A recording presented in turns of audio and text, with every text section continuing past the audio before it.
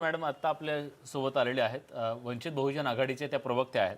Madam इथं मुद्दा असा निघाला की 10 वर्षांसाठीचं जे आरक्षण होतं ते 70 वर्षांपर्यंत आपण ढकलत प्रत्येक 10 वर्षाच्या नंतर त्याला मुदत वाढ देत 70 वर्षापर्यंत आणलं आणि आता पुन्हा त्याला मुदत वाढ दिलेली आहे.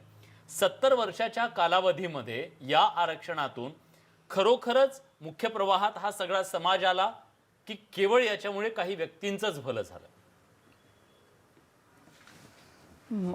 आपण पॉलिटिकल रिझर्वेशन बद्दल बोलतोय. पॉलिटिकल रिझर्वेशन बद्दल आज जे सरकारने डिक्लेअर केलेलं आहे ते, तर त्याच्या बाबतीमध्ये आम्हाला असं वाटतं की फायदा नाही झालेला. स्वतः बाबासाहेबांनी देखील पॉलिटिकल रिझर्वेशन संपावं असं त्यांच्याच हयातीमध्ये बोललेले होते. कारण पॉलिटिकल रिझर्वेशन आणि हे जे नोकरी आणि शिक्षणातलं रिझर्वेशन आहे ह्याच्यामध्ये आम्ही फरक करतो. हे जे पॉलिटिकल रिझर्वेशन आत्ता आहे त्याच्यामधून आपल्याला असं दिसतं आहे की या ठिकाणाहून ज्या म्हणजे समजा शेड्यूल कास्टच्या रिझर्वेशनमधनं निदान त्यांच्या जिथे पॉप्युलेशन आहे तेच लोक निवडून देत आहेत.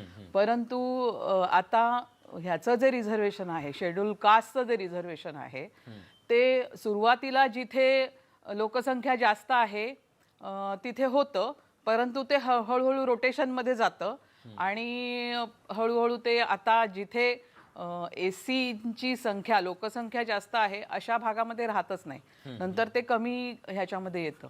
आणि म्हणून आम्हाला असं वाटतं या ठिकाणी की जी माणसं खऱ्या अर्थाने या ठिकाणचं शेड्यूल कास्टची चळवळ ज्वलंत किंवा लढाऊ चळवळ चालवणारा जो समूह आहे त्यांच्यापेक्षा या ठिकाणचे जे प्रस्थापित पक्ष आहेत, जे या ठिकाणच्या वंचितांना कुठल्याही प्रकारचं रिप्रेझेंटेशन देऊ मागत नाहीत, ते त्या ठिकाणी त्यांचे डमी त्या म्हणजे म्हणायला गेलं तर रिझर्वेशन मधले उमेदवार, परंतु डमी त्या ठिकाणी आणतात निवडून.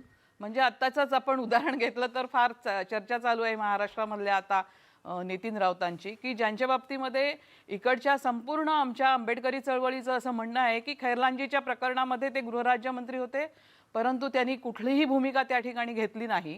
किंबहुना सरकारला सोयीचीच भूमिका त्या ठिकाणी घेतली की जी पूर्णपणे या ठिकाणचं जे खैरलांजीचं जे हत्याकांड झालं ज्याच्यामध्ये सरकारची भूमिका देखील अतिशय घातक होती आणि त्यालाच पाठिंबा राऊतांनी दिला.